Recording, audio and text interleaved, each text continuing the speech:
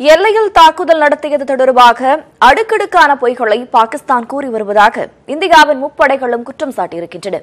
தாக்குதலுக்கு பயன்படுத்தக்கூடாது என அமெரிக்காவால் வழங்கப்பட்ட F-16 வரை விமானத்தை பயன்படுத்தி இந்தியாவை பாகிஸ்தான் தாக்கியுள்ளதாகவும் ஆதாரத்தோடு விமானப்படை கூறியுள்ளது.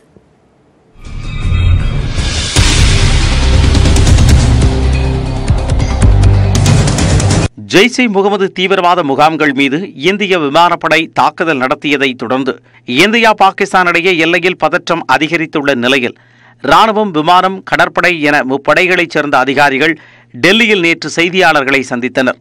அப்பொழுது முதலில் பேசிய விமானப்படை ஏர்வைஸ் மார்ஷல் RGK கபூர், தாக்குதலுக்கு பயன்படுத்தக்கூடாது என்ற விதிமுறையுடன் அமெரிக்காவால் பாகிஸ்தானுக்கு விற்கப்பட்ட F-16 என்கின்ற வகை விமானத்தை கொண்டு இந்தியாவில் பாகிஸ்தான் தாக்குதல் நடத்தியுள்ளதாக குற்றம் சாட்டினார்.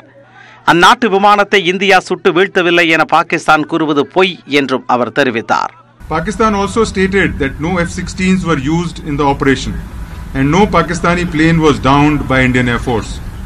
There is enough evidence to show that F-16s were used in this mission through the electronic signatures, and thereafter the Pakistan is trying to hide this fact.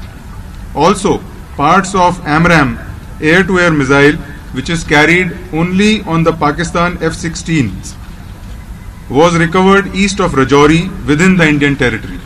Pakistan பிடியில் உள்ள விமானப்படை கமாண்டர் அபிநந்தன் விடுவிக்கப்படுவது மகிழ்ச்சி அளிப்பதாகவும் ஏர்வைஸ் மார்ஷல் RGK கபூர் தெரிவித்தார். IF has also learned that Pakistan has announced that Wing Commander Abhinandan will be returned to India tomorrow.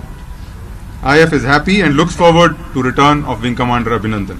அதனைத் தொடர்ந்து பேசிய கடற்படையின் ரியர் அட்மிரல் டல்பீர் சிங் குஜ்ரால், தேவைப்படும் பொழுது தாக்குதல் நடத்தும் வகையில் கடற்படை தயாராக இருப்பதாக தெரிவித்தார். ராணுவத்தைச் சேர்ந்த மேஜர் ஜெனரல் சுந்தர் சிங் மெஹால், எல்லையில் பாகிஸ்தான் படைகள் அத்துமீறினால் உரிய பதிலடி தர ராணுவம் தயாராக இருப்பதாக உறுதியளித்தார். We continue to maintain strict vigil along both the line of control and the IB sector. Our ground-based air defense weapon systems have been put on high alert all along the line of control and also in some parts of the IB.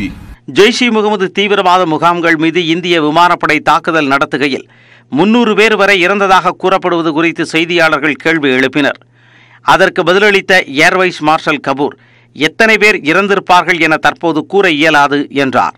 There is fairly credible evidence with us which proves that there was damage to the camps. The weapons hit the intended target and they caused the damage that was intended. However, it will be premature to say that what is the number of casualties we have been able to inflict on those camps and what is the number of deaths. But has the camp been fully destroyed, sir? Whatever we intended to destroy, we have got the effect that we desired. இந்திய ராணுவ நிலைகளை குறிவைத்தே பாகிஸ்தான் விமான தாக்குதல் நடத்தியதாகவும் அதனால் பெரும் சேதம் ஏதும் ஏற்படவில்லை என்றும் விமானப்படை விளக்கம் அளித்துள்ளது.